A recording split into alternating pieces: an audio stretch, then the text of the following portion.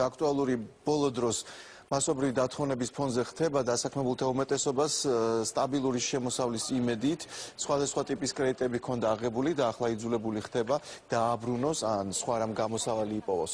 თუმცა პროცესის შესაძლოა შეჩერდეს, პარლამენტი ახალ კანონს განიხილავს, რომელიც თანახმად კადრის იძულებით დათხოვნა სისხლის სამართლის დანაშაულია და 2 წლამდე პატიმრობას ითვალისწინებს. ამის გარდა იქნება საჯარო უწყებებში ვაკანსიების ერთიანი ბაზა და მათი შევსება კონკურსის წესით იგეგმება.